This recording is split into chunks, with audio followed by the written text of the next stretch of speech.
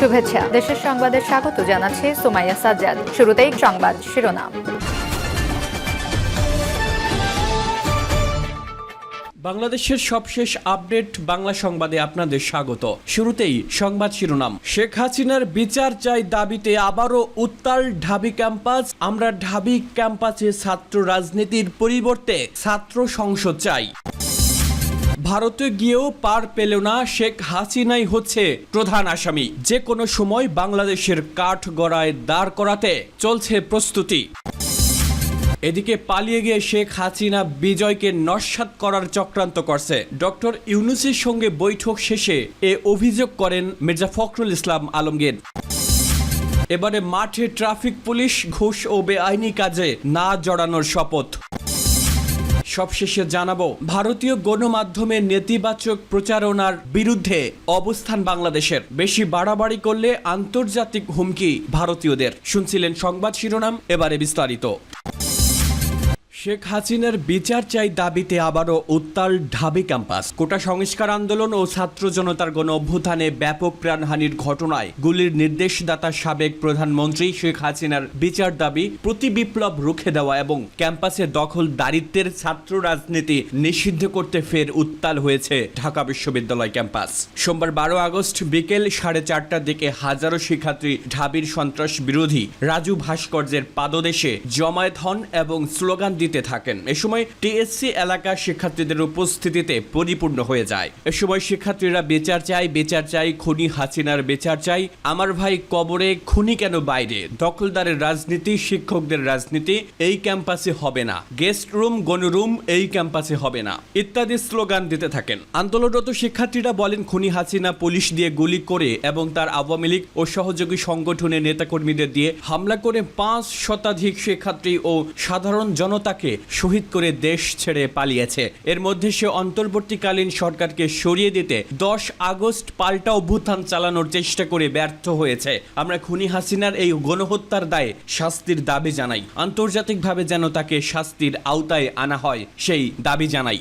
শেখ হাসিনাই হচ্ছেন প্রধান আসামি। হত্যাসহ হাজারো মামলা প্রস্তুত হচ্ছে। বৈষম্য বিরোধী আন্দোলনের দায়েরকৃত অধিকাংশ মামলা বাতিল করে পুলিশ ও নিহত জনগণ নিয়ে আলাদাভাবে মামলার প্রস্তুতি চলছে। জনগণ হত্যাকাণ্ডের মামলায় পুলিশ সহ আওয়ামী লীগের সভাপতি শেখ হাসিনাকে হুকুমের আসামি তথা প্রধান আসামি করা হবে। এছাড়াও পুলিশ হত্যার সঙ্গে জড়িতদের বিরুদ্ধে আলাদাভাবে মামলা দায়ের করা হবে বলে জানা গেছে। জানা যায়, ছাত্র ও জনতার গণ আন্দোলনের প্রধানমন্ত্রীর পদ থেকে পদত্যাগ করে পালিয়ে যাওয়া আওয়ামী লীগ সভানেত্রী শেখ হাসিনাকে প্রধান আসামি করে সারা দেশে শতাধিক হত্যা মামলার প্রস্তুতি নিয়েছে পুলিশ সদর দপ্তর। শেখ হাসিনার পাশাপাশি প্রধান আসামি তথা হুকুমদাতা হিসেবে দলটির সাধারণ সম্পাদক ওবায়দুল কাদের, স্বরাষ্ট্রমন্ত্রী আসাদুজ্জামান, পুলিশ প্রধান, ঢাকা মহানগর পুলিশ কমিশনার, ডিবি প্রধান সহ বিভিন্ন রেঞ্জের ডিআইজি ও ইউনিট প্রধানরা এই মামলার আসামি হবেন। ছাত্রলীগের সভাপতি ও সাধারণ সম্পাদক সহ একাধিক এমপি ও মন্ত্রীদের নামও থাকছে এসব হত্যা মামলায়।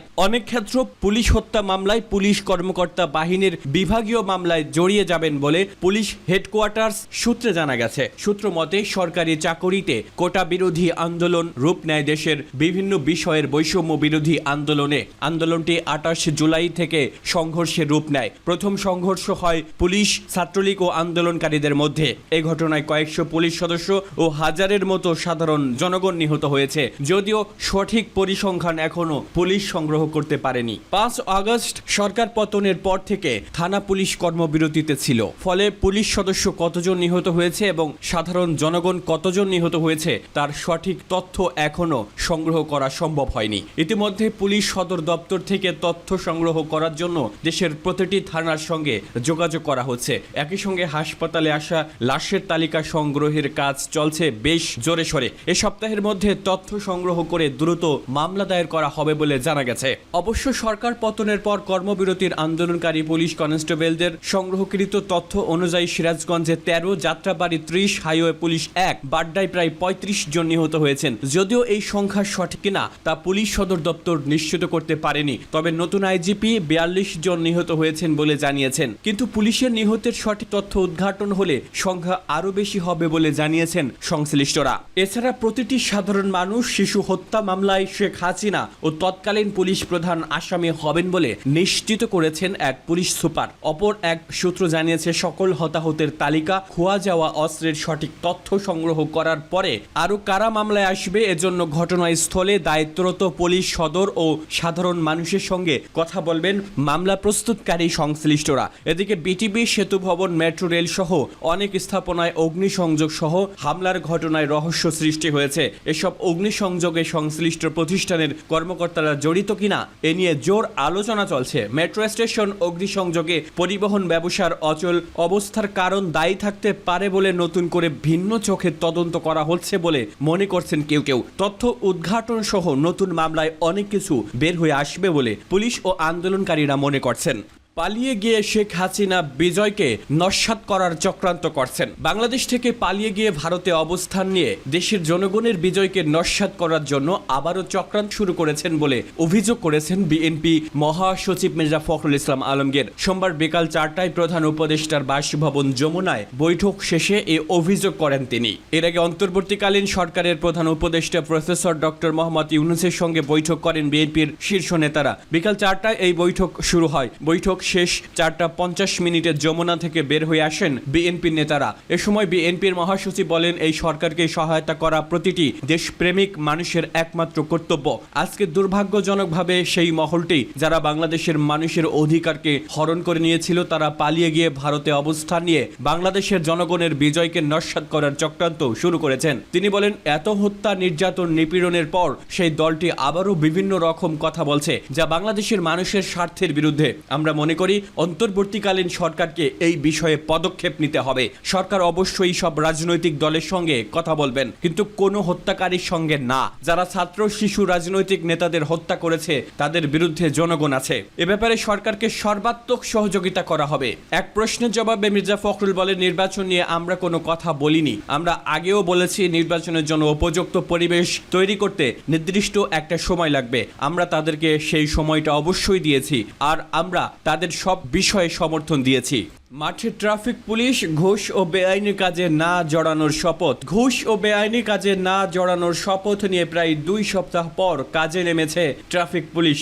আজ সকাল থেকে রাজধানীর বিভিন্ন মোড়ে সীমিত পরিসরে ট্রাফিক পুলিশকে দায়িত্ব পালন করতে দেখা গেছে। তবে তাদের সঙ্গে এক হয়ে কাজ করতে দেখা গেছে সাধারণ শিক্ষার্থীদেরও। ছাত্র গণ আন্দোলনের সময় থেকে 5 জানুয়ারি আওয়ামী লীগ সরকারের পতনের পর সারা দেশে ব্যাপক প্রতিহিংসার শিকার হয় পুলিশ। শিক্ষার্থীদের উপর বেআইনি বল প্রয়োগ ও খুনের ঘটনায় শিক্ষার্থী থেকে শুরু করে পুলিশের ওপরে ক্ষোভে ফেটে পড়ে দেশের সাধারণ জনতাও। এই অবস্থায় রাজধানী সহ দেশের বিভিন্ন থানায় ব্যাপক সহিংসতা চলে। এরই ধারাবাহিকতায় অনেকটা আত্মগোপনে চলে যায় পুলিশ, এমনকি ট্রাফিক পুলিশও মাঠ থেকে সরে যায়। এ অবস্থায় সারা দেশের ট্রাফিক ব্যবস্থাপনায় রাস্তায় নেমে আসে ছাত্র জনতা। সকাল থেকে মধ্যরাত পর্যন্ত রাস্তায় দায়িত্ব পালন করে, ব্যাপক প্রশংসাও করায় তারা। এদিকে সোমবার সকালে ডিউটিতে যাওয়ার আগে রাজধানীর বিভিন্ন থানায় পুলিশকে বেআইনি কাজে না জড়ানো, বেআইনি নির্দেশ পালন না করা ও ঘুষ না খাওয়ার ব্যাপারে শপথ করতে দেখা গেছে। ভারতীয় গণমাধ্যমে নেতিবাচক প্রচারণার কাউন্টার প্রোপাগান্ডা চান পররাষ্ট্র উপদেষ্টা। বাংলাদেশে ক্ষমতার পালাবদলের মধ্যে হিন্দুদের উপর কথিত হামলার বিষয়ে ভারতীয় গণমাধ্যম বাড়াবাড়ি রকমের নেতিবাচক প্রচারণা চালাচ্ছে। দেশটির প্রায় সব মিডিয়া একযোগে এক ইস্যুতে একের পর এক খবর দিচ্ছে, পরে যেসব খবর মিথ্যা বলেই প্রমাণ হচ্ছে। ভারতীয় গণমাধ্যমে এমন সব নেতিবাচক প্রচারণার বিষয়ে বাংলাদেশ থেকেও কাউন্টার প্রোপাগান্ডা চালানো, অর্থাৎ ভারতীয় মিডিয়ার মিথ্যা প্রচারণার উপযুক্ত জবাব দিতে দেশের গণমাধ্যমগুলোর ভূমিকা চান পররাষ্ট্র উপদেষ্টা মোহাম্মদ তৌহিদ হোসেন। অন্তর্বর্তী সরকারের এই উপদেষ্টা বলেন যে ইস্যুগুলো এসেছে, প্রোপাগান্ডাগুলো এসেছে, সেন্টার কাউন্টার প্রোপাগান্ডা করতে হবে। গণমাধ্যম কর্মীদের এ বিষয়ে মিডিয়াতে প্রচার করতে হবে। তারা গ্রাউন্ডে না থেকে একটা পজিশন নিয়েছে। এখান থেকে কিছু ভুল তথ্য অনেক ক্ষেত্রে দেওয়া হয়েছে, যোগ করেন তৌহিদ হোসেন। পররাষ্ট্র উপদেষ্টার সঙ্গে সোমবার প্রায় অর্ধশতাধিক কূটনীতিক সাক্ষাৎ করেন। এরপর গণমাধ্যমের সঙ্গে কথা বলেন পররাষ্ট্র উপদেষ্টা।